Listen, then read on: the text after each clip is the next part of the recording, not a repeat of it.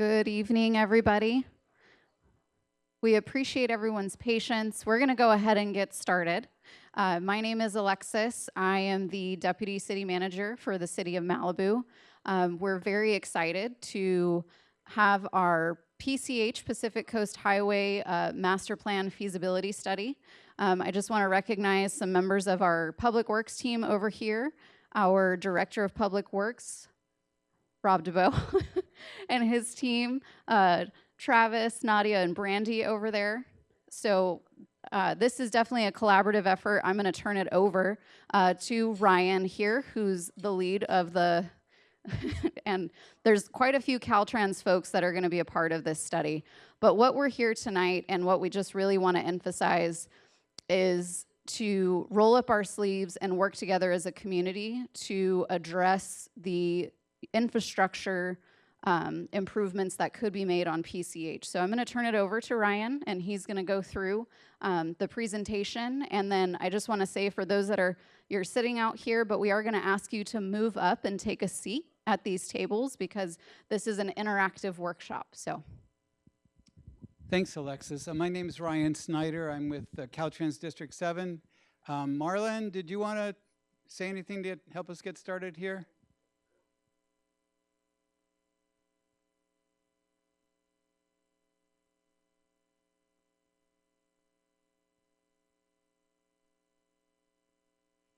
All right.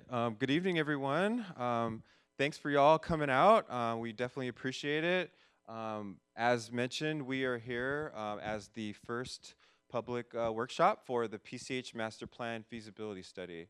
This is an effort that we know is very important to not only the community, City of Malibu, and all those on PCH, but the county as a whole and the region.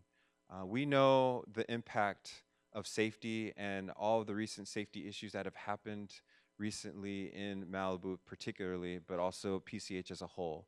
And this effort is designed to really get community input on what needs to happen here in Malibu on PCH to make our system safer, accessible, sustainable, and something that you all appreciate and value for the future.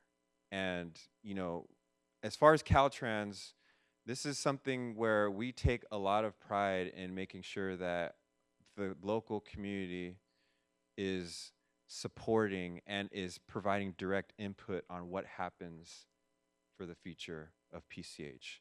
So today is our first opportunity for brainstorming, for thought, and for conceptualizing and providing that feedback on what it is you all want to see.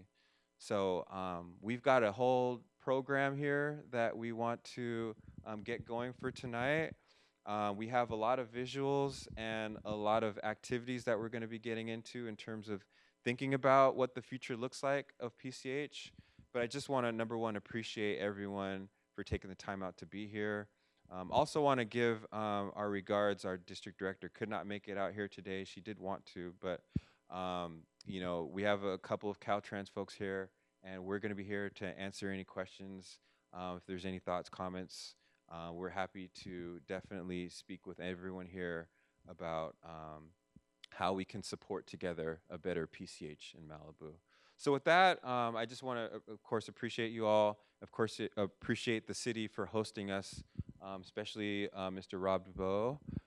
Thank you so much. And definitely, we are going to be here. So if you have any thoughts, please feel free to reach out to us. But I'm going to turn it back over to Ryan, and we'll get going with the program. Thank you guys very much. Okay, thanks, Marlon. And before I get into the presentation, I just wanted to acknowledge if our Caltrans staff could stand up. They are working on this project, and we're all here to help. So if you have questions, they'll be available. Thank you. We have a brief presentation. I just kind of want to introduce the project and the purpose of the workshop and get us all set up here. But most of tonight is going to be for you. We want to hear from you. There are a lot of issues on PCH that need attention, and they're not easy to solve. And not everybody is going to like every solution. And there are physical constraints. There are different types of constraints, but we're going to try to produce something that addresses these issues. And so most of the night tonight will be you sitting at these tables working on cross sections, and I'll get into the details of that later. We're scheduled to end at 8, but if there is vibrant conversation, we'll continue. We don't want to cut people, short on that sort of thing. So, all right, well, let me get started with the presentation then. So we want to hear from the community, again, what your issues and preferences are. The purpose and objectives of this study is to analyze the conditions and some of the safety issues and priorities. We want to identify projects that address the safety issues, especially where there are fatalities and serious injuries. And we want to also plan safe travel options for pedestrians and bicycles and options for people using buses, public transit. The study area for this particular study is PCH just within the city limits of Malibu. We have other efforts going on to address PCH. So I want to distinguish this particular planning effort from other things that are going on. We've got something called the Director's Order where some budget has been allocated, and we've been doing things immediately, improvements have already been made. There's been some delineators put out, some speed feedback signs, some pavement markings, some signs, and so there's a number of things that are already being done immediately to try to address some of these safety issues. We also have a climate action resilience plan going on that will address the same types of issues we're doing here in Malibu on PCH outside of Malibu.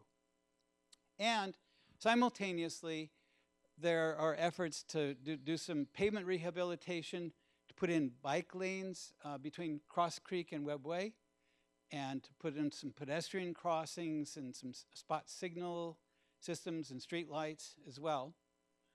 And there was a study done in 2015 that identified lots of improvements, and I think the city is working on some of those now. So what we're doing tonight is really to prepare a plan for short-term, medium-term, and long-term improvements outside of these other efforts. This is really very much a safety-focused study. We're going to do crash analysis. We're going to look at the crashes that have occurred, try to understand the causes of them, and apply what we call countermeasures, remedies, in other words, modifications to the roadway and signals and intersections to try to address those crash types.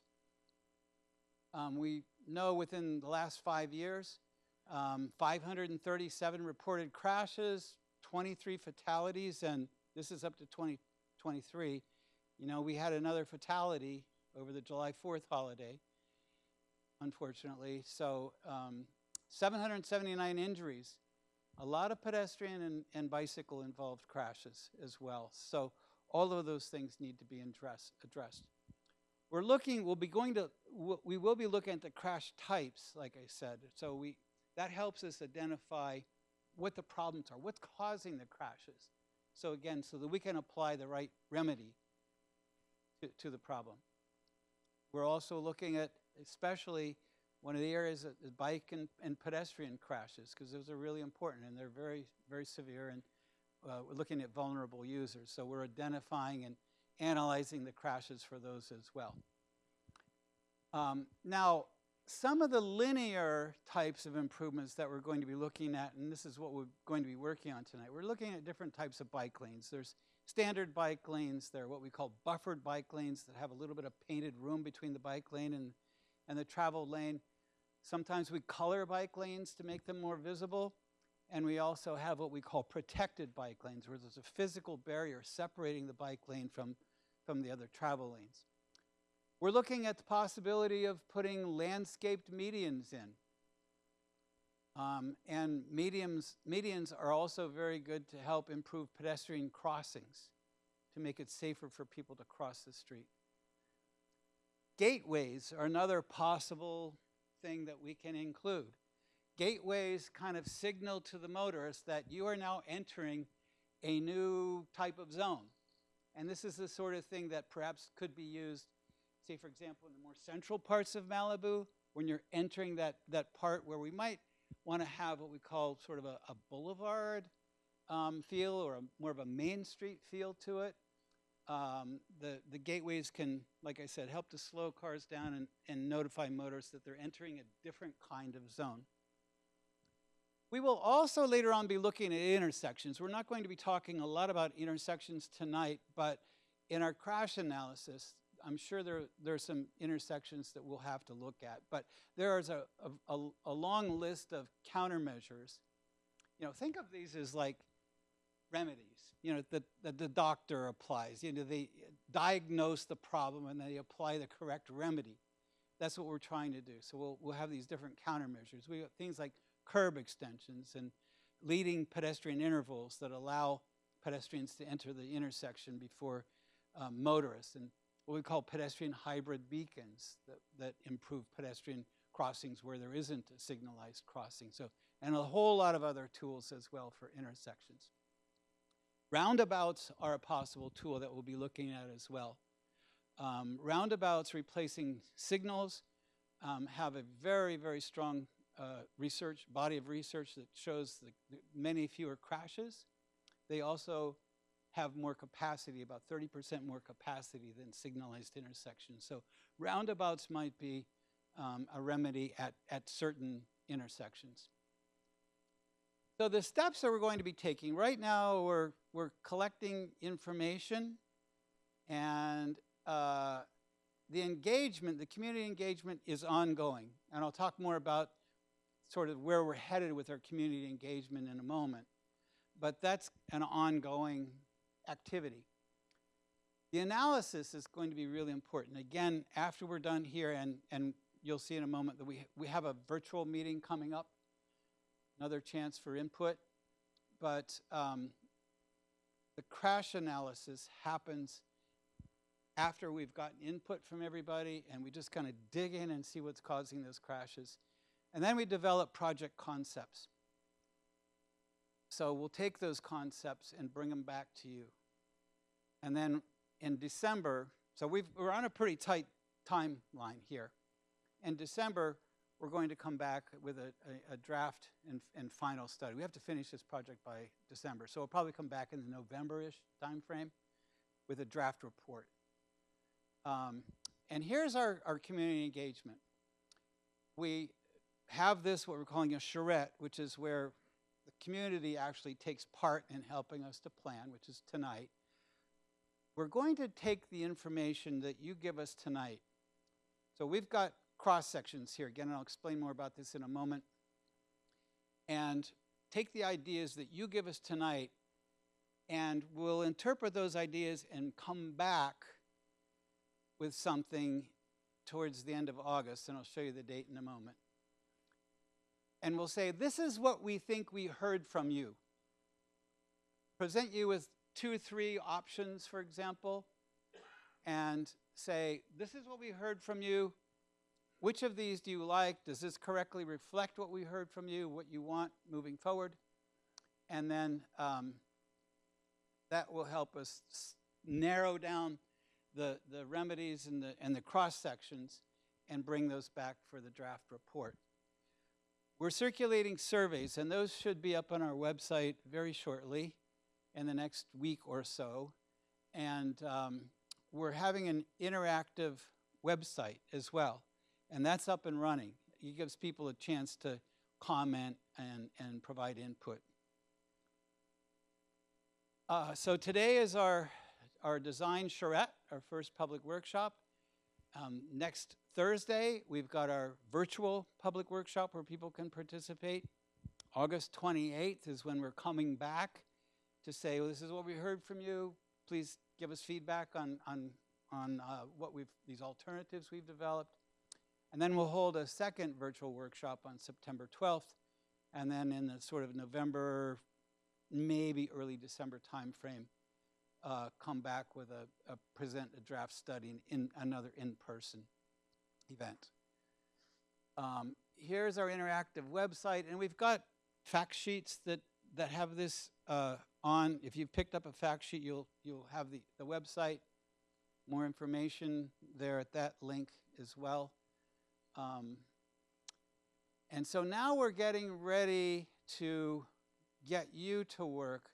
I can take a few questions before we get into this, but I think this should be pretty self-explanatory. I don't want to spend too much time. We've got a pretty tight schedule here tonight. Question over here?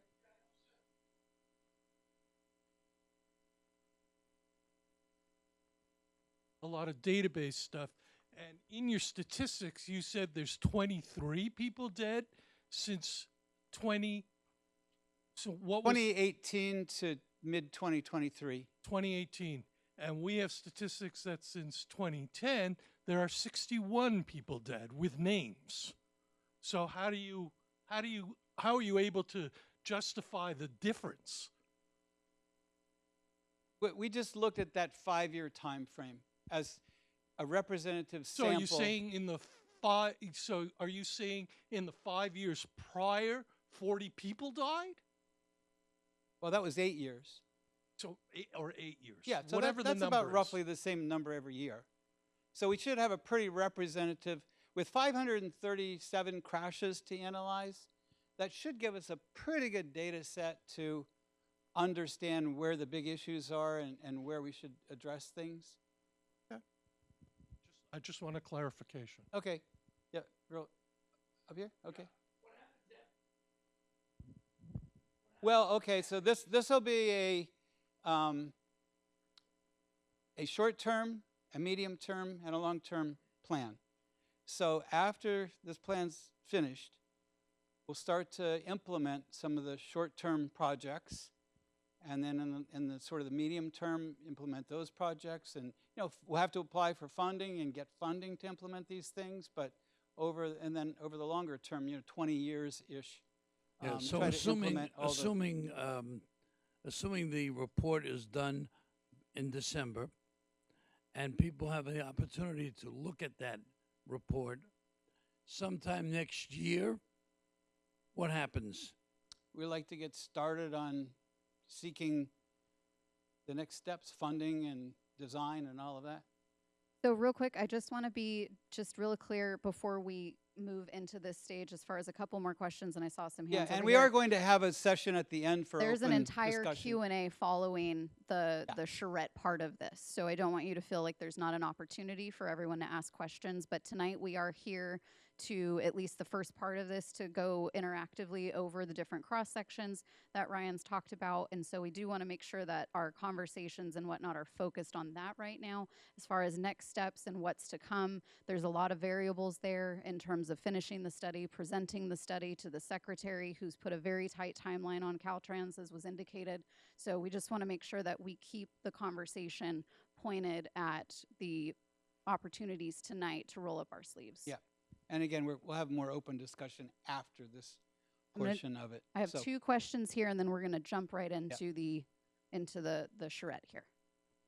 Hi, I just had a quick question. I don't know if this is Caltrans, but what's going on with Corral Canyon? And I know that there's a crosswalk closer. Yeah, let's save to- that question Okay. for afterwards. And then why isn't it right near Malibu Seafood where it should be? I'm just kind of curious. Yeah, Yeah. let's try to save that question for later, and remind me at the question and answer session if I forget. Yeah. All right, I have a quick question. Why don't we lower the speed limit to 35 through Malibu while you try to figure this out?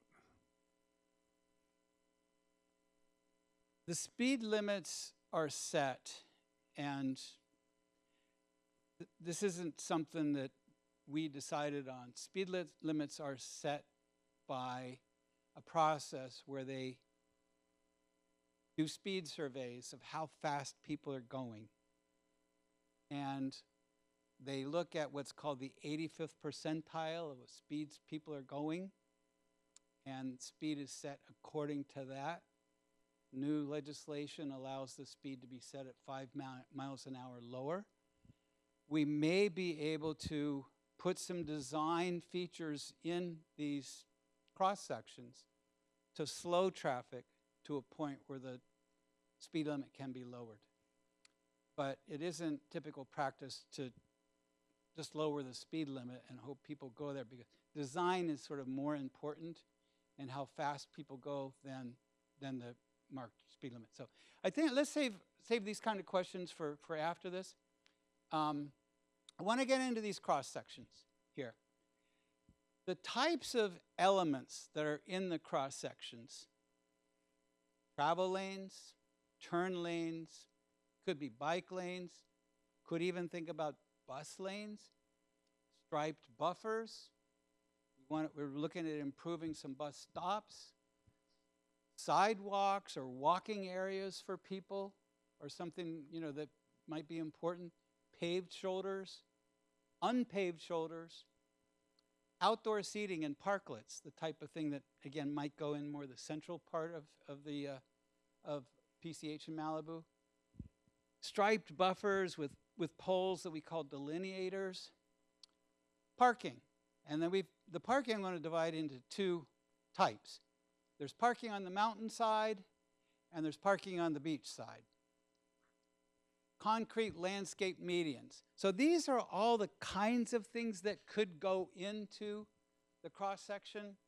We want to hear from you which of those are most important to have, which of those you're willing to give up. So, and this isn't something that everybody's necessarily going to agree on. It's not going to be entirely without controversy, because some people might want to keep the parking and other people might say, well, let's get rid of the parking. Some people might want the bike lanes, other people don't want them, but these are the kinds of things that we want you to tell us what you're willing to see in here. Now, we don't yet have attached to these the widths. We're doing surveys now to determine how much width is available. And the physical constraints of the widths will determine, you might want medians and bike lanes and bus lanes, all these things, but they just won't all fit. So that's one of the challenges that we're going to have to work with. Given the limits on that, we want you to tell us, we want you to draw on these what you would like, what your ideal concept of the cross-section would be with these types of elements in it. We have 5 typologies here. This typology is toward, between Topanga Canyon and Las Flores. This is nothing mountainside, no development mountainside, and housing beachside, okay?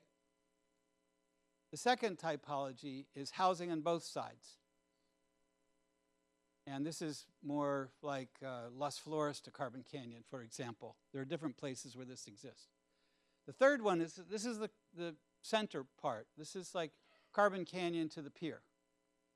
Commercial and housing on both sides. And this is in the Cross Creek Webb area. This is sort of mixed commercial on both sides. And then this is further west, maybe west of Trancas Canyon typically. No development on either side. And each table has 3 cross sections to it. These three tables have those first 2, sort of on the east end. Housing on beach side, nothing on mountain side, housing both sides. All of the tables have the central area because that's really important. These 3 tables have more of the west end, so the Cross Creek Webb Way area and further west. So we want you to come up to these tables, and we'll give you about 45 minutes to work in groups to come up with schemes that you can all that you agree upon as much as possible. You can have minority opinions as well, but we want you to draw on these, what your ideal cross-section. Each of you has 3 aerials to work on. So think about roughly 15 minutes per aerial. And then after that, there will be a spokesperson from each group that will come up and tell us what your group thought would be best, the best cross-section for this. Again, some of these things, we're not going to have room for everything. So what are your priorities to keep? What things are you willing to give up? So before we start that, any questions on the process?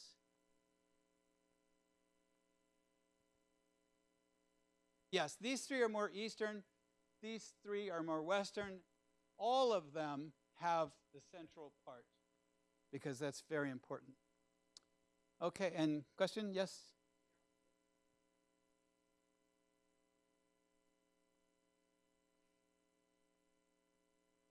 There's a lot of mailboxes. There's a lot of things Out of- like that. Plus, where is the property line that from the state highway? Those houses were built back in the 1940s when there wasn't a lot of Yeah. respect to where the state property That's began. going to be a challenge doing that, but So, we're going to do our best. The question is, how are we going to be able to how are we going to be able to make an informed decision and tell you what we want to see in Eastern Malibu where we don't know how much room we've got yet? Well, we're not expecting you to do that. We're expecting you to just give us your priorities.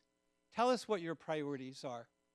And we're going to distill that best we can and come back with some options that we believe reflect your priorities.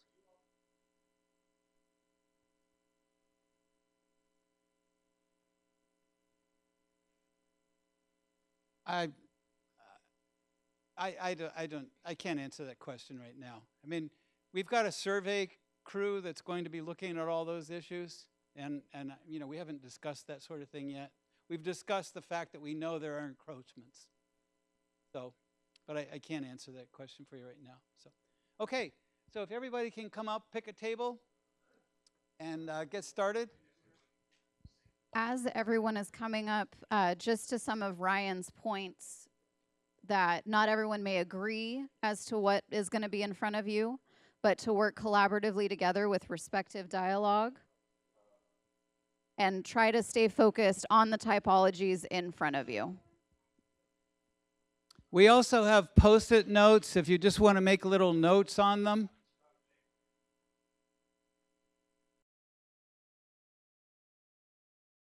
Okay. All right. I don't have a card, but so let's reconvene. And did each group assign a person to report back on what you came up with? Okay. Which? Okay. Okay, which group would like to go first? Would like to report back first?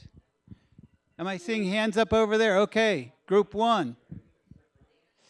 Yeah, why don't you come up front and show us what or you can stand there and show us what you've come up with.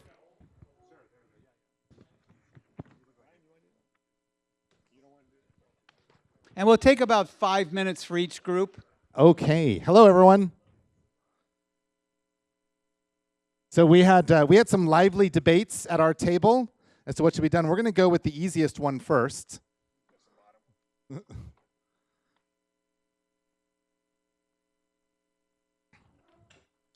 So this was the easiest. It's there's no parking along the route there. There's not residences. I'm gonna hold that up a little bit higher so everyone can see that.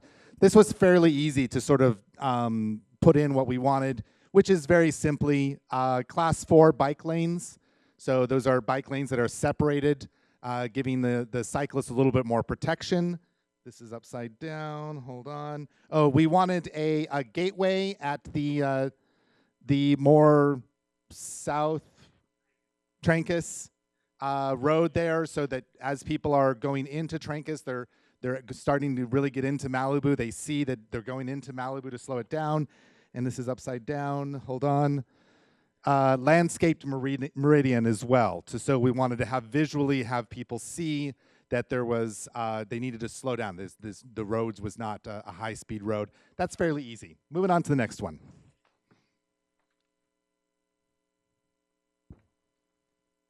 Okay, so here we are. And this one's obviously a little bit trickier because we've got cars, tourists that are parking. So this is Cross Creek to Webway area. Yeah. Yeah, so this is near the golf course, the Colony, and again, yeah, either way, something's upside down. Again, Gateway. We really liked gateways. That was a really popular thing in our group. Also, Class 4 bike lane, so separated / protected bike lane. So there was a debate whether or not we would want that bike lane on the inside of the parking or the outside of the parking. And we decided it would be best to do it on the inside of the parking. And there's already a meridian here, so there was no other sort of features that we were looking at on this one. And this last one was the most lively debate. This is, as everyone knows, a very congested area right across. This is where Nobu is. This is the fun area. It's also upside down. Either way, it's upside. Yeah, that's fine. I'll read upside down. Okay, so we brought up the idea that the pedestrian crossing there. One idea was a pedestrian bridge, signalized realignment. So definitely putting a lot of attention on that intersection there. I brought up the idea of a raised pedestrian crossing, which is basically a speed table to force cars to slow down. That was generally liked. Again, Class 4 bike lanes. Possibly not protected, but just buffered in this particular area. Especially if you have a raised pedestrian crossing, you are going to be forcing cars to slow down through that area there where there's a lot of pedestrians. There was debate back and forth. The consensus, the majority was no meridians in this particular area and preserve the turn lane and or ability for emergency vehicles. There was some debate on a couple of us wanted to have meridian in that area, maybe with some turn pockets. So that was a bit of a back and forth. But there we go. Those were that's what we put down on ours there. Was there Very good. Group 1, thank you. Yeah. Okay, thank you. Who wants to be Group 2? Who wants to go next? You want to go? Okay. Thank you. That's for you, sir. We did not do our homework quite as well as these guys did, so my hat's off to you. I think ours is a little bit more general. I think we tried to address the problems from kind of a general problem and a little bit selfish, kind of based on where we live in Malibu. So most of us live more towards the west side. Our comments on central Malibu were similar to some of those. We think it should be the protected bike lanes. I don't know, they're called Class 4, is the protected ones? You guys are very good. So Class 4 there. We did not see Class 4 in the western side, so basically out our way in the boonies, we want bike lanes, and we don't care which kind it is. The painted green is amazing. I think it's widening the road, putting bike lanes in. One thing I think we had a consensus on is whatever we need to do, and this might be by statute anyhow, is not to take anything out of the lane width itself and not make the lanes any narrower. I know we have 10-foot lanes at Trancas right now, which are a nightmare. We had one person at the table that thinks wherever we can we should put in speed bumps just to slow traffic down now, I guess pretty much throughout Malibu. And we do have a consensus on the planted medians if they were allowed. I kind of cheated a little bit because you guys have not been kind of really forthcoming and complimenting yourselves. This isn't actually your first meeting. This is your second meeting that Caltrans has done for the city. And in the last meeting, they went in a little more detail that really helped me understand different ways to slow traffic down. I think they mentioned it here, but not as much detail as you guys did a couple weeks ago with the two public commissions together.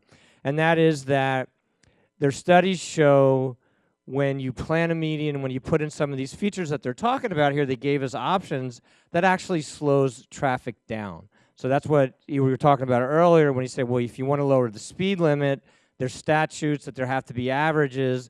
So if you put in some of these features, they could lower our speeds and then we would meet the statute because people would actually be driving slower. So I don't know if that was clear to everybody, but it was really clear last time. So I think that's a combination of the reasons why we wanted planted medians literally everywhere. And they talked about last time, too, the different types. Like if there's full trees, there's different regulations versus low planting. I think even just the medians that they did recently, I think it's just the standard medians that aren't even planted that just been redone, kind of I think west of Corral. Even that slowed me down. You know, I mean, it's just like you said, when it's something different, it slows you down. We talked at the table that a lot of us just slow down at Neptune's Net just because there's stuff there. There's more things going on, and we naturally slow down. There's an intersection. So anything that you guys think that will slow traffic down, and then I want to make sure I didn't miss a couple things. Somebody mentioned to put in a light near Winding Way to slow people down there, right? And in general, with the parking, less parking wherever we can. When there is parking on both sides, maybe there can be parking only on one side, again, to give us more room for the bikes. And what else am I missing? Did I get everything? Do you guys get everything? And then some people at the table don't like 5G, but I think that's a different meeting. Okay, very good. Thank you. All right, group 2. Okay, who wants to be group 3? You want to go?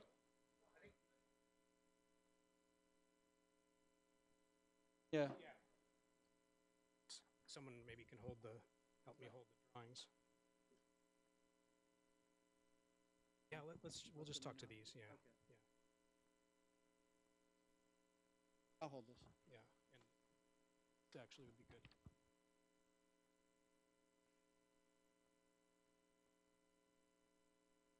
So we're looking primarily at the conditions with the housing on both sides and housing on only one side, and I think the solutions we're proposing are somewhat similar for each condition, and it would depend on how much road width that we have to work with.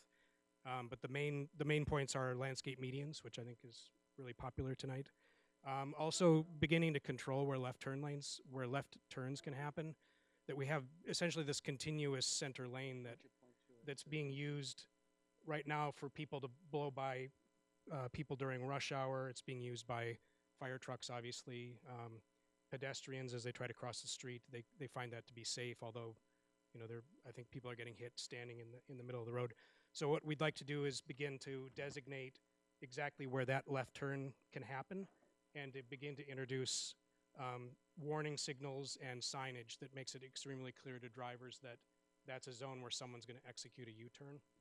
And we would place these strategically close enough together so that the lay-by lanes would be long enough to accommodate the left turns, and also not to inconvenience people with too long of a drive to double back to their house, especially the people that are living on the ocean side. And have them wide enough where the cars don't stack up who want to turn here, for instance, and then they're stopping in the lane of traffic and getting rear-ended or risking a rear end. So turnouts have to be wide enough to accommodate numerous cars that want to access their properties or make a U-turn there. So, and one of the key aspects of both of these is also narrowing the lanes to, we're proposing 10'6", which we understand is probably the minimum that Caltrans would accept. And that essentially we're going to buy back about 6 or 7 feet in the right of way that we can then split to both sides to create dedicated bike lanes. And it's our feeling, we agree that East Malibu is not going to have a Class 4 protected bike lane. There's just not enough space for it. But having a bike lane that's clearly indicated and drivers see it and they know the bike has a right to be there, I think would do a lot in terms of reducing the amount of aggression that drivers have towards cyclists, because it's like you've got your space and everyone sort of knows where they need to go. Yeah, we'd like to get, essentially, we want to narrow the traffic lanes and also use some of that existing center median to buy back space to create bike lanes.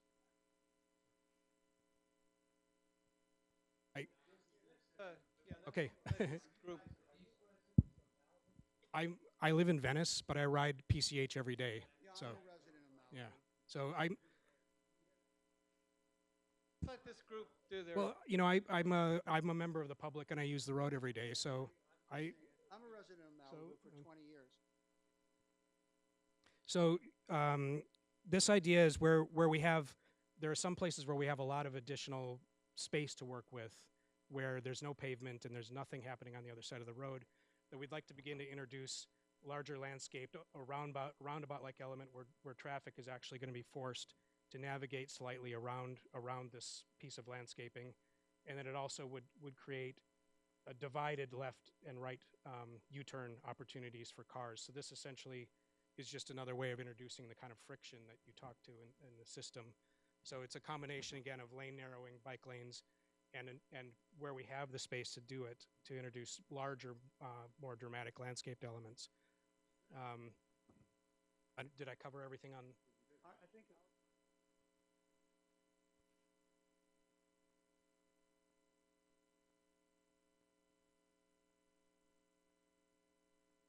that's landscaped, that is protective from oncoming traffic crossing the lane for whatever reason it happens. It happens so fluently, and people are killed that way a lot. So the median strip was our first priority, and Scott has worked on this.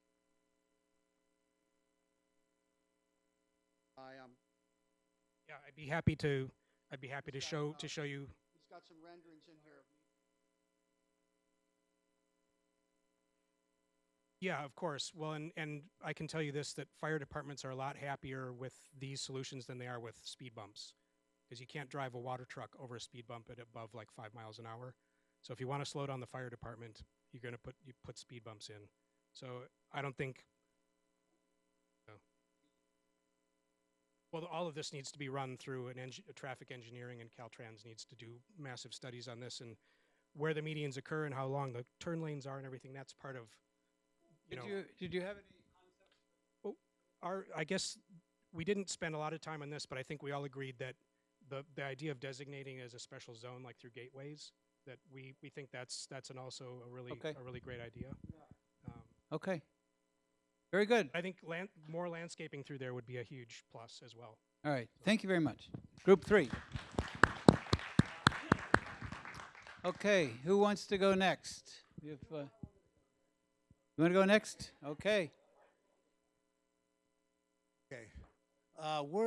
We're down at Topanga, Las Tunas. Your area is where the young ladies were killed, La Costa Beach. So we're really sensitive down where we are because we have seen a lot of death and a lot of really horrible things. The first thing we want to do is say 35-mile-an-hour speed limit, and we know there's a bunch of dialogue about how you can't do it. And my theory in life is the sale starts when the customer says no. We got to get a 35-mile-an-hour speed limit on our part of town, because that'll solve a lot of problems. The other thing is, and Bobby, you can articulate it because you're a bicyclist. I am a bicyclist, and I quit riding and I've lived on PCH since 1981, and I'm now on Las Tunas, and I quit riding on PCH probably 5 years after experiencing near-death experience with 18-wheelers going by me and blowing off. It's not a good place to ride a bike. A nice place to ride a bike is the Marvin Browdy Bicycle Trail, goes right through Santa Monica all the way down to Redondo Beach. Very little cross traffic. Well, it is a safer by 1,000% than riding on PCH. Pardon me? Yeah, let's let this group. Right. The other thing is Caltrans in charge of underpasses and overpasses over PCH. Are you aware of an underpass at Topanga? I'm not sure of any existing underpasses. And we are in charge of this, right? Okay, yeah, and so that's outside of this study. So let's. Well, it does affect Let's bring that up in the general. Okay, so underpasses need to be maintained. All right. The other thing we want to talk about is the next time there's a meeting, we want to get the firemen that drive in Station 70, which is the Carbon Canyon, and at 88, which is right here in the Colony. Those guys use the median lane on every weekend and anytime there's a traffic jam. And anybody that lives in Malibu knows that from Moon Shadows to PCH on a hot day, the traffic is backed up, and that's how the fire department gets back and forth, is in the median lanes. Where the median lanes are incredibly important, so we cannot take them out with vegetation or anything else. We need the fire department to have the median lane to get back and forth and save lives. And is there anything else I should cover? And from the restaurant Mastro's east towards coastline is all full of motorhomes that many are abandoned, all are unsafe to drive, and on both sides of the street. And then in addition, there are some K-rails from coastline west towards Mastro's restaurant that have been there for over a year. Not sure what's that about, just they were dropped off and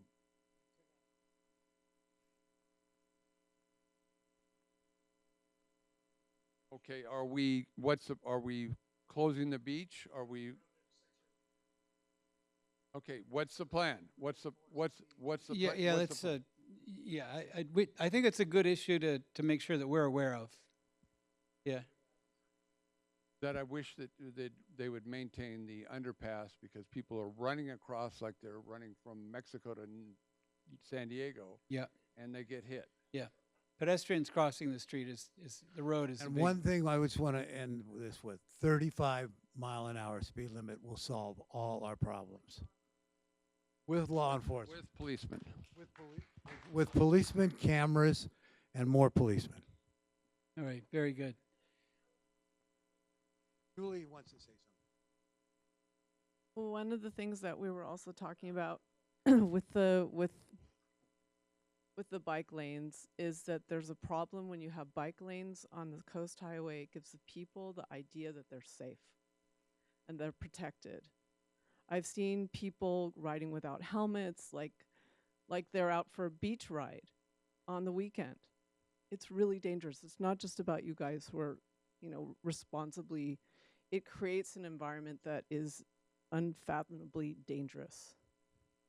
So we need to take that into our organization of this. It's really, really important. We're talking about lives. All right. Very good. Anything else? Okay. Thank you. Group 4. I think we've got, is there one group we haven't heard from? Okay.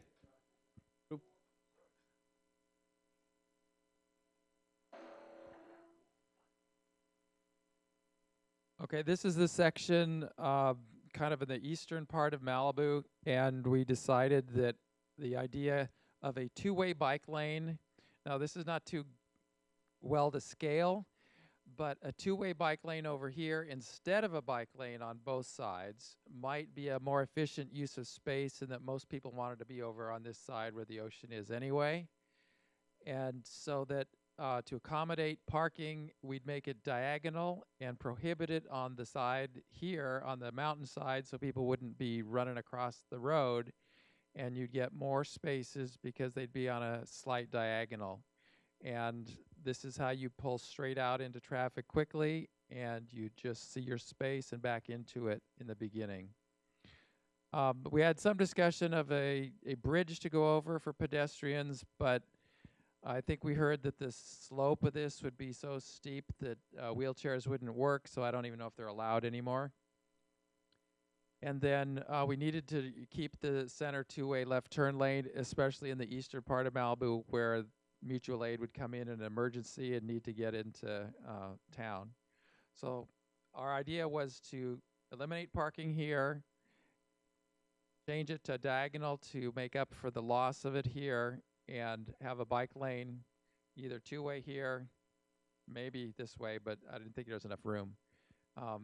So that's why we considered the other option. So this is the second one. I think this is for near the Costa area where the existing crosswalk is. The uses here were such that the turns were needed for all the different businesses, so we didn't see much of a change on this side.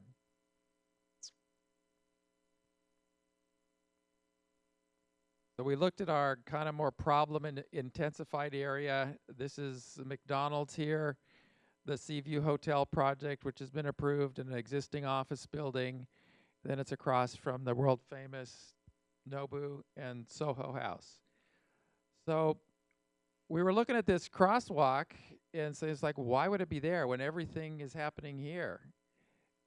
It's not really a good place. It happens to be probably designed by a coastal commissioner or something because there's a walkway to the beach, but that's not where all the turns and the people and the running across the roads happening over here at McDonald's and the new hotel, the office building. So the idea of maybe shifting the driveways to fit the uses on both sides of the highway at the same time.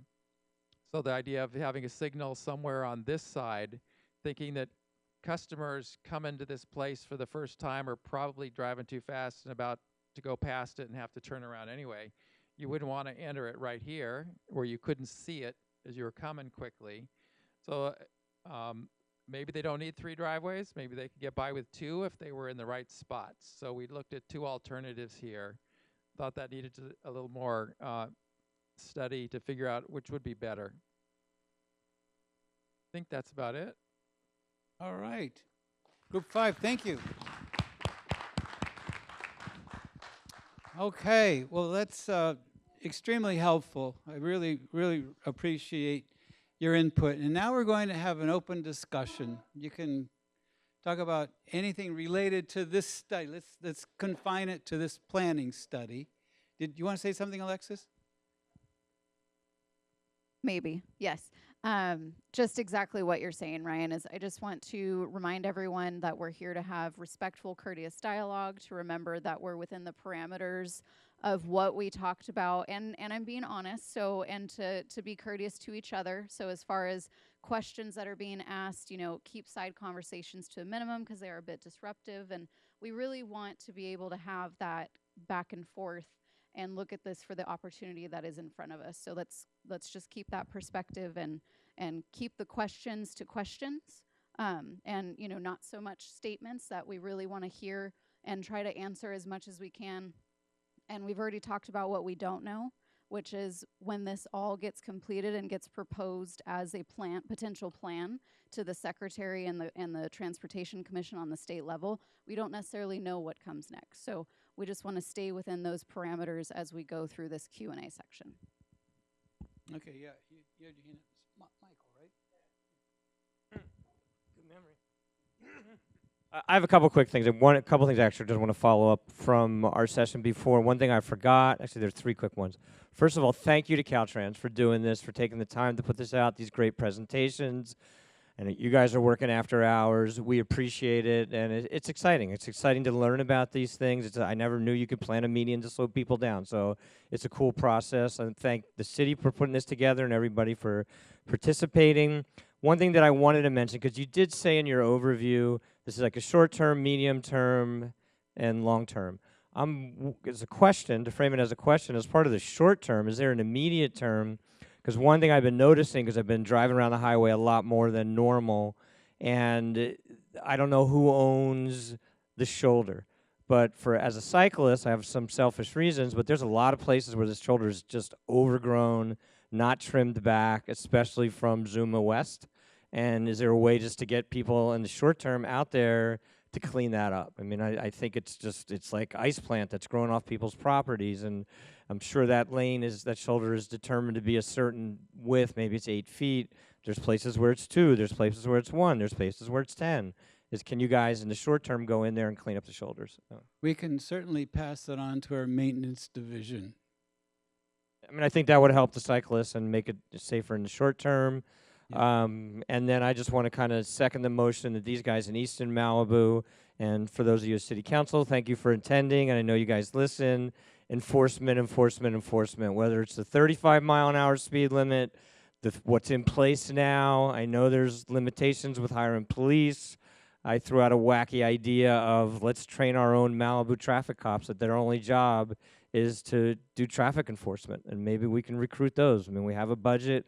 We have people there. Let's think out of the box, because if we enforce what's on the books now, at least it's a start. And thank you guys again. Thank you. Okay. Okay, thank you. Good. So a couple of points. One is request to extend this outside of Malibu towards McClure Tunnel. Otherwise, you have just this section, and then you've got another section that also needs work over. So that's a request. And on that one, we are, in the other study, the climate action study, is going to be looking at that, to the parts of PCH outside of Malibu. Got it. And are there going to be engagement sessions for that as well coming up? Yes. Good. And how will that be publicized? Because there's, I mean, honestly, let's just call a spade here. There should be like 2 to 3 times as many people here. Like there should be a lot more people engaged in this, and there should have been better outreach to let people know about this. Which leads me to my next one, and you can answer the other one. Actually, I'll let you answer that other one. Is how will we find out about it? How will we find out about the next study? Well, we're going to be distributing, we'll be in touch with the city, and they've got their list that they use, and we've got lists, and we'll have website and all that kind of thing, same kind of way. But we'll do our best to contact. And if you have signed in back there with your email, that will put you on a contact list. Okay. If you're not already. Good. Can you do, I know you've got a virtual one coming up. Yes. Can you do another virtual one? Like Yeah, we're doing one in September. For phase 1 of the outreach, or that's going to be more of? It's going to be the second phase. That's going to be second phase. Yeah. I am requesting an additional virtual one for phase 1. So that's my request. There we go. Question mark. Can you do another one for phase 1? There we go. I did it as a question. Just so everyone else knows, and I'm going to spend like just 2 minutes. We work heavily on the legislation right now. We being Streets Are For Everyone. I'm with Streets Are For Everyone. I've been working heavily on legislation up in Sacramento. SB 1297 is looking very good. That's the one for the speed cameras on Malibu. It still has to go through several more gatekeepers, so to speak. But as of right now, it's looking like we're going to get through. The hardest one, which was a particular committee, I won't go into all the details because I don't want to bore you. We got through that. That was rough, but we got through it, and we did a good job on that. In terms of lowering the speeds, I hate to come to Caltrans' defense on this particular point because I think they should just lower the speeds. That said, I've gone through the laws with them. There's very little that they can do at this point other than there's a way to lower the speeds to 25 miles per hour, or otherwise it's what it is without a law change.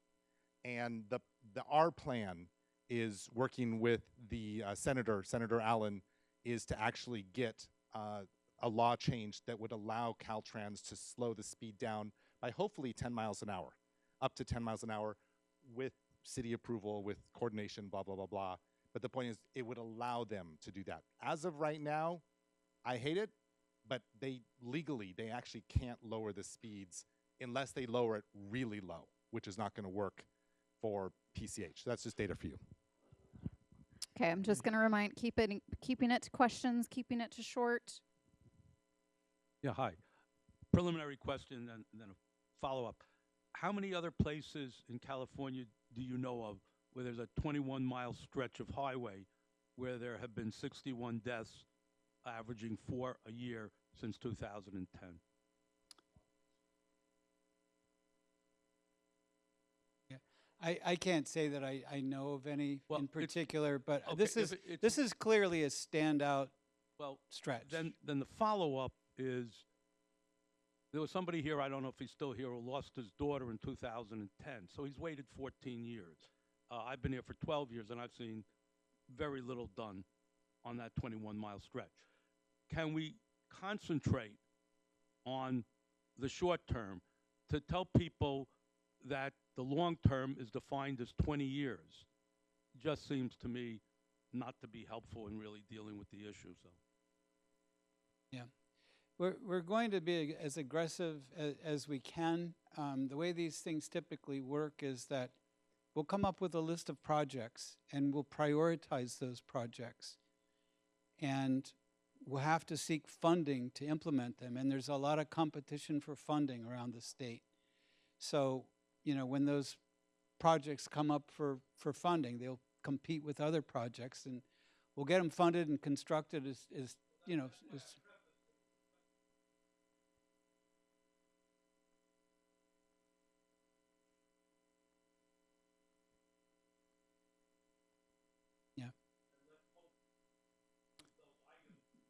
in the applications, yeah, the crash history will be part of the application that makes it competitive.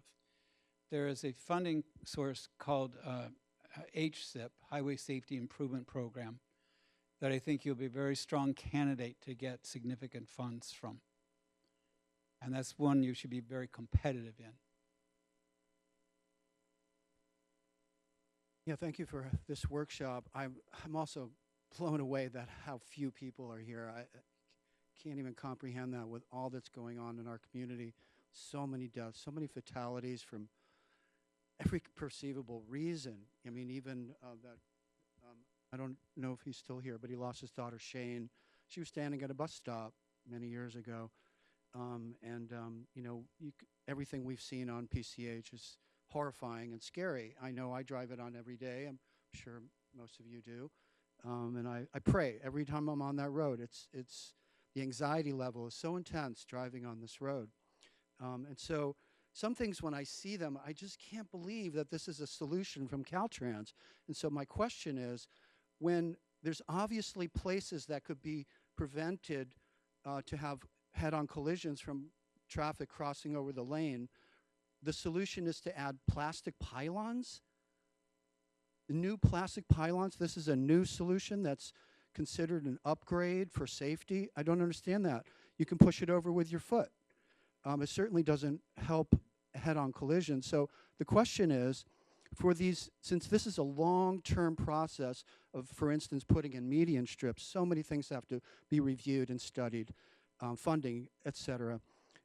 For these temporary solutions, couldn't concrete barriers that are even just placed manually be placed in some of these locations where there are plastic barriers? That's a question. If there's a Caltrans person here, I'd love to hear. The delineators are a quick, low-cost solution that we could get in quickly. Concrete barriers will take a lot more money and a lot more time. Well, the ones I'm talking about are the ones you see on the side of the road that they place to prevent things from falling and rocks to fall into the street. They're just. I mean, the Jersey barriers, you're thinking. K-rails. Yeah, couldn't they? Those K-rail, they're not pretty, but they're as pretty as plastic barriers. But they could actually have an effect. Okay, so that's a question. The other question, maybe we can learn about.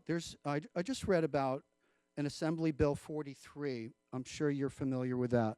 So Assembly Bill 43 was signed by the governor in 2021. And I'll read it directly off the government site. Local governments may, by ordinance, set a speed limit of 20 or 25 miles per hour on streets configured to a business activity district. And it was specifically designed for Oakland originally because they were losing 6 lives a year, same as us, approximately. So maybe something to consider would be to lower the speed limit in areas that are designated business activity district. It's a law. It's a bill that's been passed and signed. So I'm wondering, why not? Thank you so much. Excellent question. I can't say I know the answer to that. Does anybody, Marlon, Dan, anybody else know the answer to that question right now? So I'm Rob DeBoe. I'm the Public Works Director here. Question is, I raised this question a lot. I looked at AB 43 several ways, upside and down, read it all the way through. I'm currently working with Caltrans to actually develop business and residential districts on PCH with the hope of, in the future, be able to kind of lower speed limits.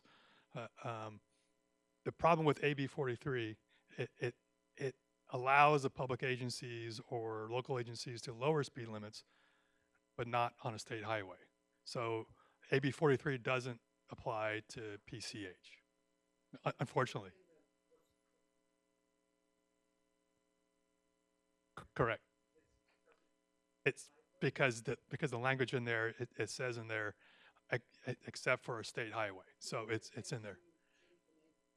So I So there's a couple of qualifiers because there's There's a process by which Caltrans does have established that you can have a business activity district and a residential district. And so we are working with Caltrans to try to apply that through the formulas that are already statutorily in place. Right. But AB 43 specifically, that was designed for the local government to be able to take back that control and cut through some red tape, for lack of a better way to say it, but to be able to lower that speed limit contingent on traffic studies for the area is not applicable to state highways. So we're working within the framework we have and trying to also get it clarified at the state level. We've talked about that, if there's a way that AB 43 could be amended to where in certain circumstances when there's certain lack of infrastructure in different areas that it could apply to state highways.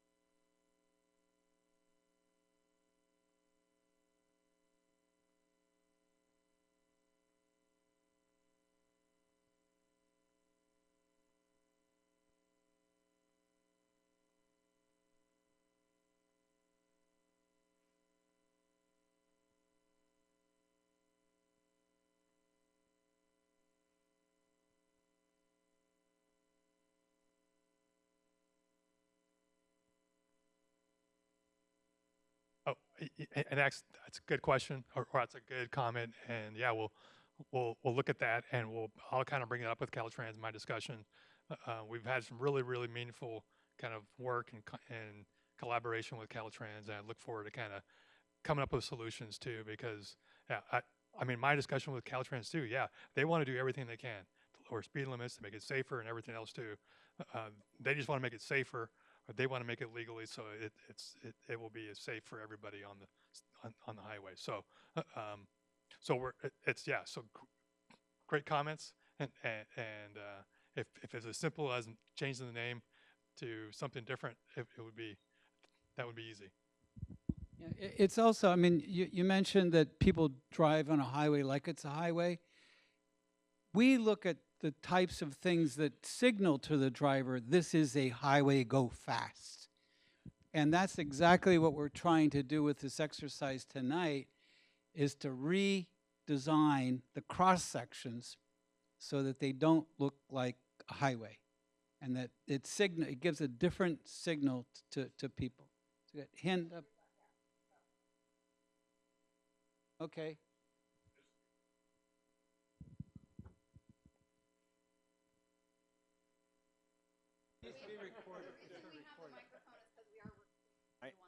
I am a microphone. To the gentleman over there about the plastic delineators,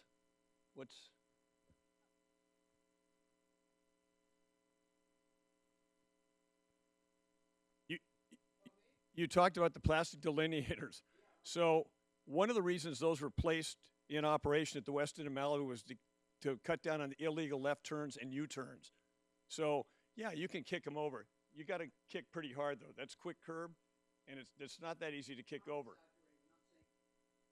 No, but it's a visual as well. It separates traffic, and especially where your traffic is.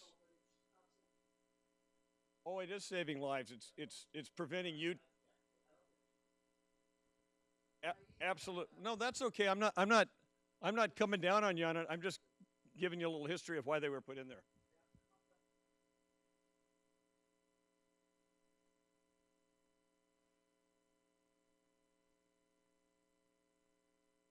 Hi, I just wanted to know what's going on with Corral Canyon. That's all.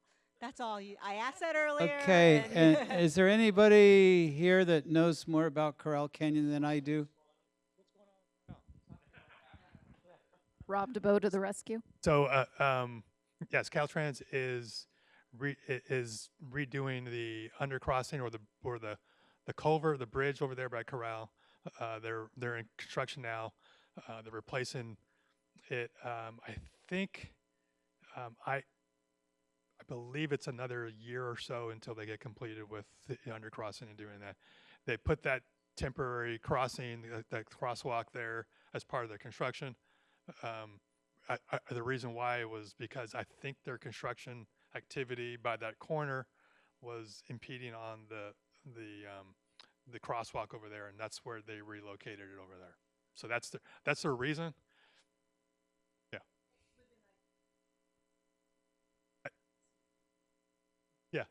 Yes. Yeah, that's another area too we're looking at right now. The city has a project that we're gonna be kicking off soon to put. We're going to evaluate a pedestrian undercrossing right at that place. So that is we have funding to kind of do that work.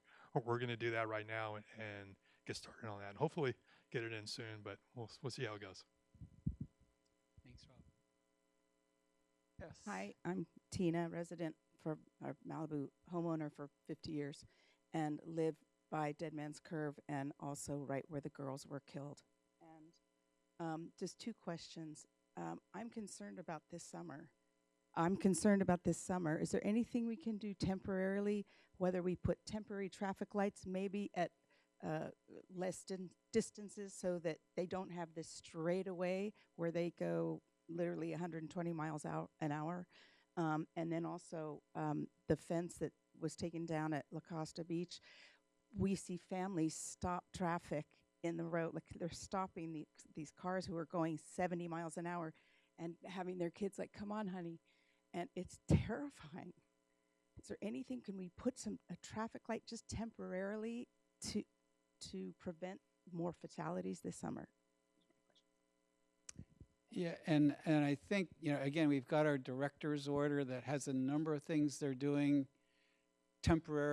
quickly. I don't think that's in the list of what they're doing, but we can certainly bring that back. Signals are it's not easy to put up a signal. It's expensive and it's a process that we have to go through, so that couldn't be done quickly, but make sure we know exactly where that is. And we'll make sure that your team knows. And then just to answer the fence issue, that is a jurisdictional. It's actually not with Caltrans. That was through MRCA and Coastal, and so that is where it currently resides. And we're in communication, but it is supposed to be a resolution between those two entities in order to erect any type of barrier or replace the fence there. That's not an answer as to when or how, but it was. Next, and then we have somebody back there. One of the proposals that you shared tonight that a few of my neighbors and fellow residents really like is the gateway idea. So I wondered if you could speak to that for a few minutes. Specifically, I'm curious, is a gateway expensive? Is it time demanding to install? And if the answer is it depends, could you give us a couple of examples of recently installed gateways that are effective in California? Okay, I'll tell you what I know about gateways and what I don't know. A gateway can take many, many different forms, and the cost depends on what kind of form you can do. One of the great things about that is it's an opportunity to bring some art and design and local flavor. You could have, something about Malibu. Maybe it's dolphins or whatever, that reflects the local character. So I don't know exactly how long it takes to put them in. It really depends on how elaborate they are, where the money's coming from, and all that. The example, there's a lot of different types of gateways. The most recent one put in that I'm aware of is in the city of San Fernando. They put one in at the north end of sort of the main drag that goes north-south through the downtown area. And it's usually put in sort of downtown areas or Main Street, boulevard type areas, something like that, where you really want to slow people down. But a really effective one that I've seen, and I honestly, I have not seen any research before and after, so I can't give you a good answer to that. But I can tell you that there's one in historic Temecula there's a boulevard that is just screaming speed, and you go through this gateway and you come into the old town Temecula, and I've watched, and people, are coming 45, 50 miles an hour, and all of a sudden they're going 25 when they go through that gateway.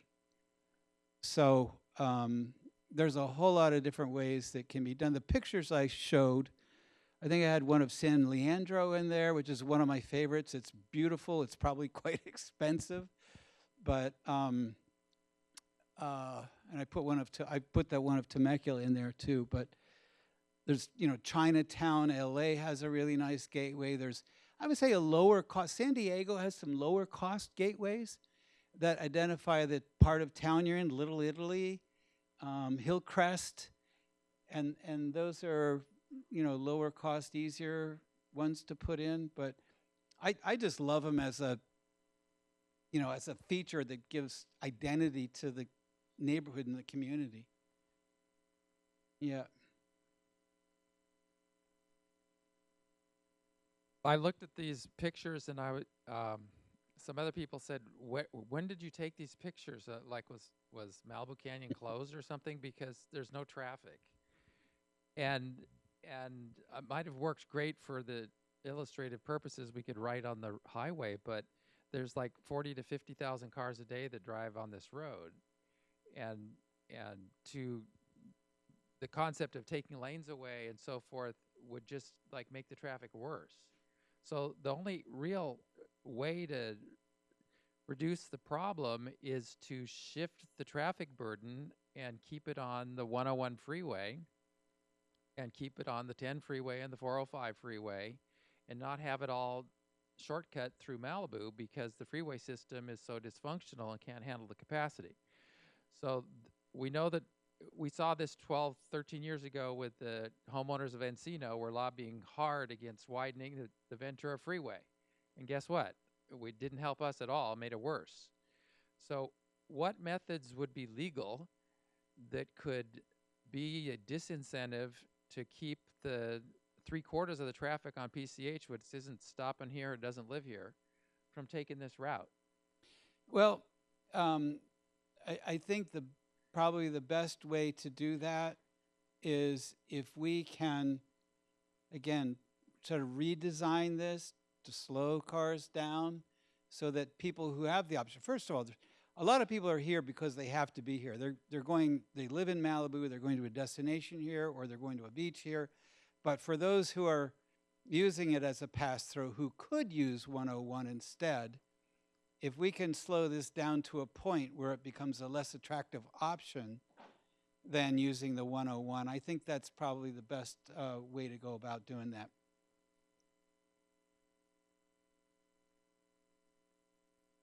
Congestion pricing would help as well. Yeah.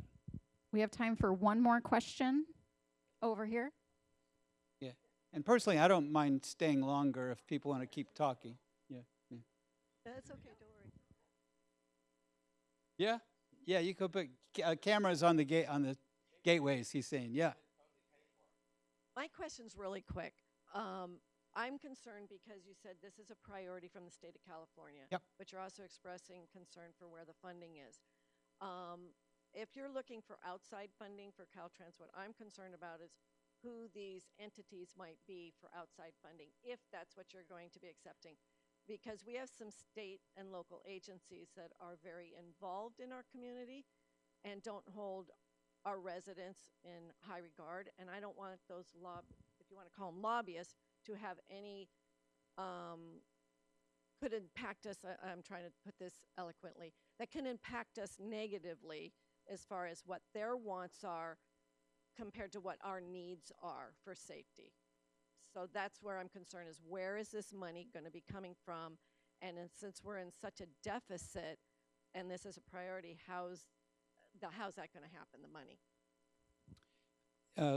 And again, I think our best funding source for this is probably the HSIP funds, the Highway Safety Improvement Program funds that I mentioned. It's all about safety. You can be very competitive with that.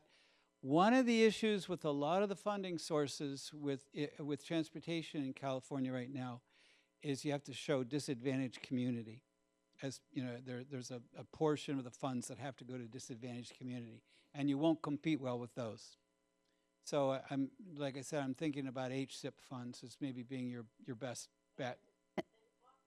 And Rob, do you have something to add to that? She's wondering where the funding is going to come from.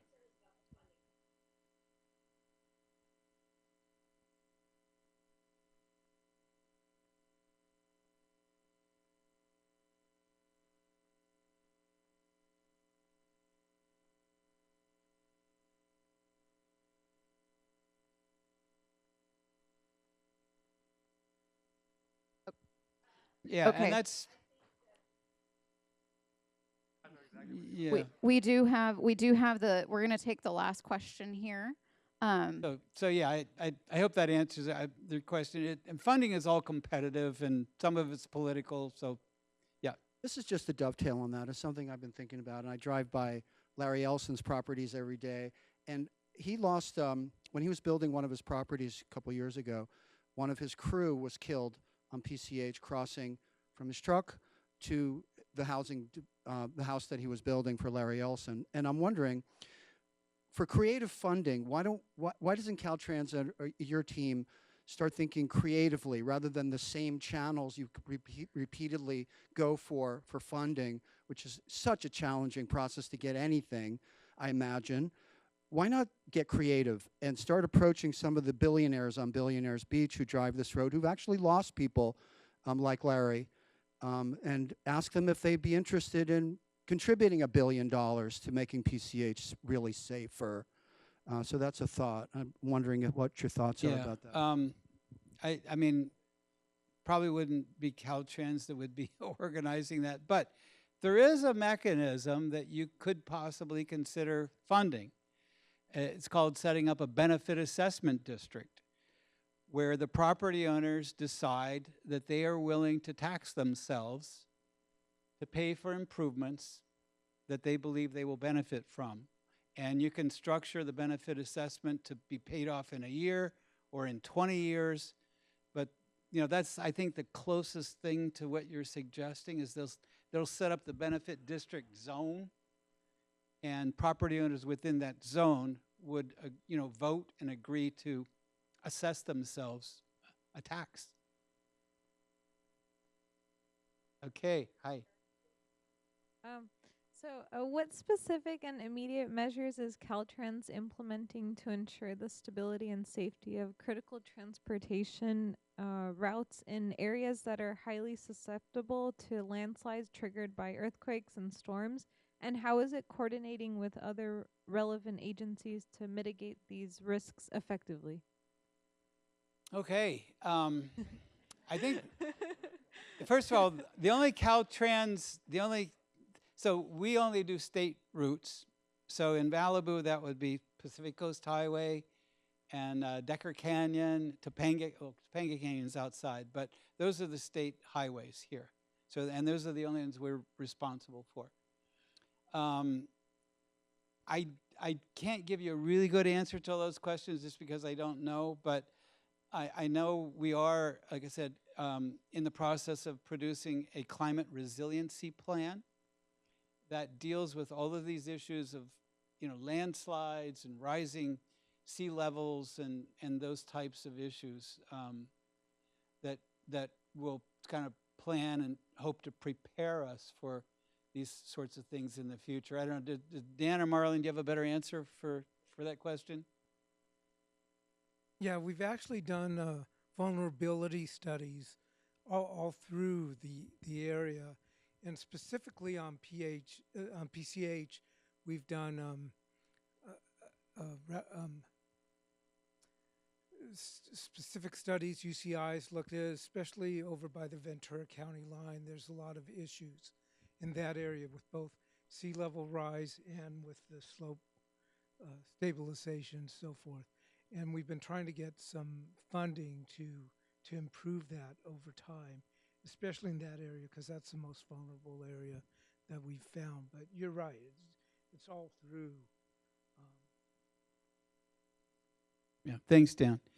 And thanks, everybody, for coming. Again, make sure, and I think Yeah, real Marlon quick, wants to Marlon. say something here.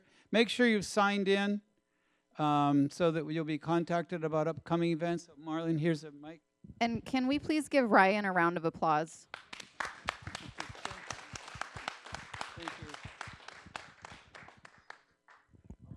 I just want to quickly say thanks everyone for coming out. We very much appreciate everyone's thoughtful input. I know there's been a lot of discussions here about many potential thoughts, opportunities for implementation on PCH. Some of them have differing thoughts and opinions, and these are all things we want to bring to the table because they are all possibilities. And we're going to document every single one of these opportunities that you guys have mentioned today, whether it's in the pen, marker, or otherwise, verbally written. We are going to capture that. And we're going to note that, we're going to bring it back, but also we're going to have another workshop on July 18th. This is going to be web-based, so please do check out our PCH website. We do have the information there for you to register. It's going to be a little bit different format. We're going to have this broadcasted on social media, traditional media, and otherwise so we can get the word out. And we want to make sure that everyone has the opportunity to participate. And just thank you again, everyone, for showing up today and really speaking your piece and letting us know what you think is valuable for the future safety of PCH. So thank you, everyone, and good night. Drive safe. Get safe home.